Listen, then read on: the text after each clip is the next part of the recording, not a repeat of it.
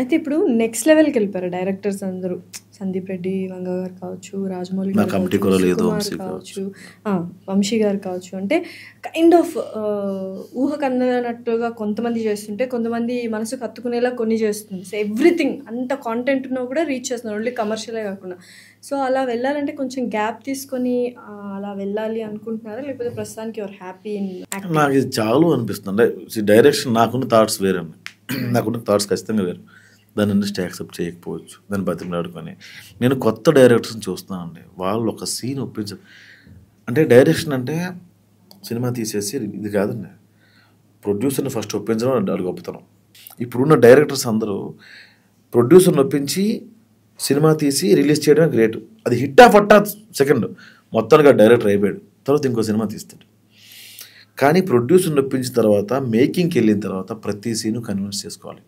ఈ సీన్లో మనకు 5 లక్షలు అవుతుంది బడ్జెట్ అంటే, ఓకే పెద్ద యాక్టర్ని తీసేయండి, ఆ క్యారెక్టర్ని తీసేయండి. డైరెక్టర్ ఏమనుకుంటాడు, ఈ క్యారెక్టర్ ఇంకో దగ్గర ఆ రోల్ ఇంకో దగ్గర ప్లే చేస్తుంది, దాని మూలం అక్కడ ఉంటుంది అని చెప్పి ఇంట్రోస్ చేసుకుంటూ వస్తాడు. ఆ ఇంట్రోస్ చాలా వరకు మనం ప్రొడ్యూసర్ తీసేయమంటారు. కాస్ట్ కటింగ్ ఉంటుంది చాలా.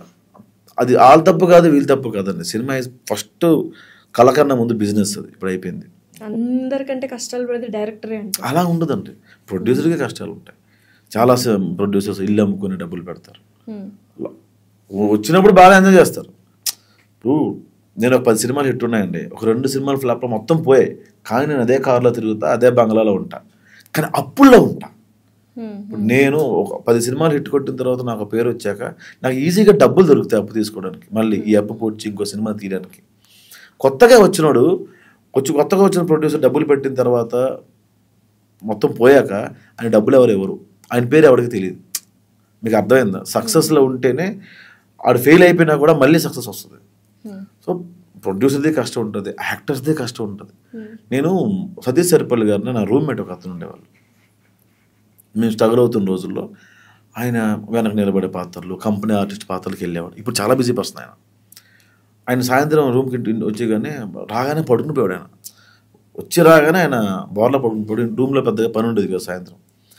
నేను అనేవాడిని, సార్ ఏంటి సార్ రాగానే పడుకుని పోతారు, లైట్ అయిపోతారు, ఫ్యాన్ వేస్తారు, నేను రాసుకోవాలి కదా అంటే, అలసిపోయానండి అనేవాడు. ఏం పీకారు, మూటలు మోసారు అక్కడ, వెళ్ళి లైట్ ముందు కూర్చొని యాక్టింగ్ చేశారు, దానికి ఎందుకు కలిసిపోవడం మీరు తిట్టేవాడిని ఆయన్ని. నేను లైట్ ముందుకు వెళ్ళాక అర్థమైంది, ఏం చెయ్యం మనమేం మూటలు మోయం, కానీ ఆ లైట్లకి బ్రెయిన్తో చాలా పని ఉంటుంది. మనం ఒక ఏడుపు సీన్ చేసామనుకుంటే గ్లెజర్ని పోసుకుంటూనే ఉండాలి, కళ్ళంటే వాటర్ వస్తూనే ఉండాలి ఆ రోజంతా. మనం గంట ఏడిస్తేనే తలనొప్పి వస్తుంది, రోజంతా ఏడిస్తే. ఇప్పుడు పరిగెట్టే సీన్ ఉంది, మనకి 2 సెకండ్లే కనిపిస్తుంది పరిగెట్టే సీన్, ఓ రోజంతా పరిగెడతారు ఆ సీన్స్, నెంబర్ ఆఫ్ యాంగిల్స్ నుంచి తీస్తారు. సో చాలా స్ట్రెయిన్ అవుతాం, అదే కష్టమే. ఇంత స్ట్రెయిన్ అయిన తర్వాత సినిమా రిలీజ్ అయ్యాక వాళ్ళ పార్ట్ ఉండకపోవచ్చు. వాడు ఏమనుకుంటాడు, నాకు ఈ సినిమాలో పెద్ద క్యారెక్టర్ పడింది, నెక్స్ట్ సినిమాలో వచ్చేస్తాయి. అలా మీరు ఇందాక ఇది వరకు చేసిన మూవీస్లో మీ సీన్స్ కట్ చేయడం కానీ, మీ డైలాగ్స్ కట్ చేయడం కానీ జరిగింది? అంటే సినిమా జరిగాయండి, 1-2 సినిమాలు జరిగాయి. కమిటీ కుర్రాల్లో ఏంటి లాస్ట్లో ఆ డైలాగ్, పెద్ద డైలాగ్ ఉంటుంది మీకు, అందులో మీరు గ్లిజరీనే వేసుకోలేదు?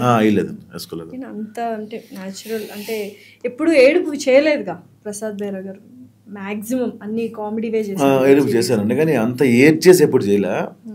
సో డైరెక్ట్ ఇన్పుట్స్ ఎలా ఉంటాయంటే, ఫస్ట్ ఒక వర్షం రాసేడతాను, రాసి చూపించాను నాకు, ప్రసాద్ ఇలా అనుకుంటున్నాను వర్షం చేసి అన్నాడు. నేను ప్రాక్టీస్ చేస్తుంటే నాకు రాలా. అది చాలా అంటే షూటింగ్కి 3-4 రోజులు ముందు వెళ్తానుగా నాకు వచ్చిన సీన్ అది. నేను తర్వాత ప్రాక్టీస్ పెద్దగా వెళ్ళేవాడిని కాదు. కానీ మా వాడు వచ్చిన ఇన్పుట్స్ చాలా చాలా అద్భుతంగా ఉంటాయండి. వాడు మ్యూజిక్ ప్లే చేసేవాడు, ప్రాక్టీస్ చేయించేవాడు. ఆ మ్యూజిక్లో మనం తెలియకుండానే ఇన్వాల్వ్ అయిపోతాం. అలాంటి మ్యూజిక్స్ అన్ని సెలెక్ట్ చేసుకొని ఇప్పుడు చెప్పడం డైలాగ్ అనేవాడు. అలా అలా అలా అలవాటు అయిన తర్వాత అది నాకు నిజమే అనిపించింది. మనం ఒక స్థాయి వచ్చిన తర్వాత ఎవడో మా వాడు మంచి స్థాయిలో ఉన్నాడని ఫోన్ చేస్తే వాడికి ప్రియారిటీ మనం ఇవ్వం. అరే మనం చేస్తాం బిజీగా ఉన్నాను. తర్వాత మనం చేద్దామని అనుకుంటాం, కానీ మనకు అది గుర్తుండడు, ఎందుకంటే వాడితో మనకు అవసరం ఉండదు. మా ఊరి నుంచి ఎవడో ఫోన్ చేస్తాడు, అన్న నీతో మళ్ళీ చేస్తాను తమ్ముడు అని పెట్టేస్తాను ఫోన్. తర్వాత నాకు అక్కడ ఎందుకు గుర్తురాడు అంటే, ఇప్పుడు నాకు ఒక ప్రొడ్యూసర్ ఫోన్ ఉదయం ప్రొడ్యూసర్ ఫోన్ చేశాడు మళ్ళీ చేయాలరా అని నాకు ఖచ్చితంగా గుర్తుంటాడు, అవసరమే గుర్తుంటుంది, ఆ మనిషి గుర్తుంటాడు. సో ఇవన్నీ నేను చూసిన తర్వాత నాకు అనిపించింది, దీని మీద నేను గ్లిజర్ లేకుండా చేస్తాను సీన్ని. చాలా మేము మా ఫ్రెండ్స్ కూడా చాలామంది అలాగే విడిపోయాం కదా అని చెప్పి అట్లా చేశాను. రెస్పెక్ట్ ఏమైనా తగ్గిందా ఇప్పుడు ప్రసాద్ బైరా గారు? ఏం లేదండి, లేదండి, చాలా ఓన్ చేసుకున్నారు నన్ను. వాళ్ళకి అర్థమైంది, అంత చూసారు. మరి అంత హెరాస్మెంట్ చేసి అంత ఎదవాళ్ళం కథనాలకి తెలుసు. Okay, thank you so much Prasad. Thank you.